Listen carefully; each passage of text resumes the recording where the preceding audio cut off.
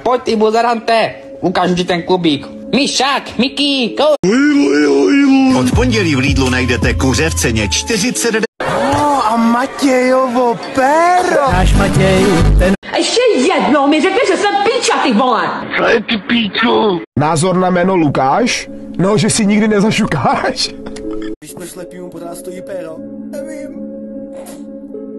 Je to obrácený exorcismus. Když démon řekne knězi, aby vyšel z Já mám mobilní telefon, který jmenuje se Aligátor. Já, že vypadám jak Hitler, děláš si prdel. Ještě jednou mi to řekneš a půjdeš v příští... Tam jedeš! Jeňo, pozor na pindíka! Z tebe bude mít máma radost, až to bude prát, ty ponožky. Drž píču, Ahoj, děti, to jsem já, Mickey Mouse. Děcko, jdeme píchat, to jsem já. Chceš krato? Nechci začínat s novými věcmi, mě stačí automaty a piko.